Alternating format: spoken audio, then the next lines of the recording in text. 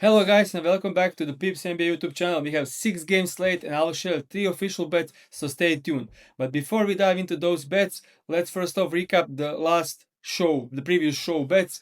2 out of 3 bets were winners. We won Gary Trent Jr. over 5.5 points, Draymond Green over 5.5 assists, and the only loser was Jalen Johnson over 8.5 assists. Even though we bet minus 114 and it closed minus 140, we get a huge closing line value on this one, but ended up losing, but doesn't matter.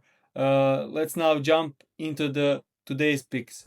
First bet today will be back to Johnny Furphy. He cashed us for us as a lean last time, and now we are going back to it. We can see that his expected minutes are between 21 and 31, but even if you lower the minutes to 18 plus, he cleared this line in 7 out of the 9 games, averaging 8.3 points. And we can see that he's playing Miami Heat, and he played against them a couple of weeks ago, and he ended up scoring 9 points in 21 minutes, and he's now a starter and is expected to play between 25 to 30 minutes. So in those minutes when we set between, I would say, 18 to 31 is kind of great range because his average is still at 22.7 and he's expected to play more than this. So if you take a look at bigger sample size, last couple of seasons when he's playing 21 to 32, he's averaging still 8.6, and the only under came against great teams and great defenses like Boston Celtics, Golden State Warriors, and Boston Celtics again. But in this game, he shot 0 from 6. He was supposed to cover with that kind of volume. Matchup is pretty good. They are kind of average in transition and spot up. He scores a ton of from the corners where Miami allows a ton of points, and also they are playing at one of the highest paces in the league, which helps with more possessions, more chances to score. And yeah, the first bet, as I said, Johnny Furphy over 5.5 points. If you want another angle, maybe you can go for his points and rebounds over 10.5, also as good as his over points. Second bet comes from the same game. We are going to Aaron Nesmith over 2.5 threes made. Best price FanDuel minus 125. We have a minus 128 and minus 132, minus 133. I will play it up to minus 133. I think it's a really good bet. First off, let's start with the matchup. He's playing Miami Heat. They allow third most threes in the league. As we can see, they are 28 ranked in threes allowed. They are also bottom of the 10 of the league in threes allowed to his position.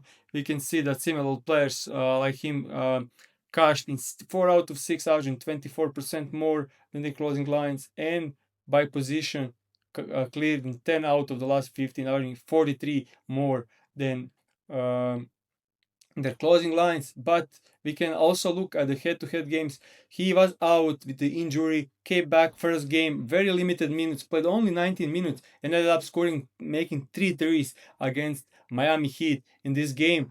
Only 19 minutes, he managed to get up 8 attempts from 3, and now last 3 games finally catching the straight. 5 threes against great defense from 3 against Orlando Magic, 3 threes against Cleveland Cavaliers, another 3 threes game against the Hornets, which is interesting because you can see that Orlando allows second least threes, Hornets allow seventh least threes, and Cleveland is right there around the average. They are also great spot up defense, as we can see. Hornets ranked 8th best and Orlando ranked 4th best. So even in tough matchups recently he covered, but some of that has to do with his minutes. He is now playing last 3 games 35, 33, 34 minutes. He's out of minutes restriction as he's cooking. Also need to check the games without Mathurin because he's a huge volume guy. Without Mathurin gets even better. He's averaging 3.4 threes a game and covered this in 7 out of 9 games this season. And the game that he didn't cover against the Bucks, he shot 2 from 9. He was supposed to cover in that game as well. So great matchup for Aaron Nesmith. Great volume. No Mathurin in this game as well. So this one looks absolutely great. And before I go into the last and third pick, guys, make sure to like the video and subscribe. I can see that 60% of you that watch this are my videos are not subscribed, so make sure to subscribe to not miss out the future content. I'll be making videos every day and dropping it around the same time, so make sure to subscribe. Going forward, my last pick on today's show will be from Hornets and Jazz. We are going to Colin Sexton under 14.5 points. And I know if you look at the entire season, he's averaging 15.2 points, but the team is finally healthy, and I'll dive deeper into it. But we are betting under 14.5. We have minus 122 Caesars, minus 121 DraftKings, and other books have even better of minus 115. I'll track this at minus 121 on DraftKings. So looking at the last 10 games, I'll start with the last 10 games because that's the most important. Let's look what happened in those games. Last game, even though he started because LaMelo was limited in the back-to-back game, he ended up playing only 18 minutes, even though he scored well and stayed under this line. Then game against the Raptors, no Brandon Miller. LaMelo was hella limited. He got it cooking and ended up playing 24 minutes because the ball was just falling for him hard. Then 23 minutes against the Thunder. It was a blowout game. He got an additional run in the blowout. So 18 minutes here, 24 without Miller when he got it cooking. 23 minutes here with extended run in the blowout, and against the Bulls 20 minutes. So I expect him to play 20 minutes tonight. Over against the Bucks, also very efficient scoring, 5 from 8. If he was 4 from 8, he's staying under. Against Golden State Warriors, no Bridges. Against Bucks, no Khan, still covered barely, 3 from 4 from 3. Incredible efficiency, barely covered. Then against Orlando, everyone healthy, back to 18 minutes. Against Wizard, everyone healthy, 16 minutes. So this is mostly just betting on his minutes. And if you take a look lately, when he's playing 16 to, I would say, 24 minutes, it does look great, but he's covering like barely by 1 point. Like here, no Conte, no Bell. Here, no Miller. Here, no Miller. Against Knicks, kind of shot 5 from 6 from the field. Like that's incredible efficiency. So yeah, I just think this is a way too high line for Colin Sexton when everyone is healthy. Earlier this season, he'd already played Jazz.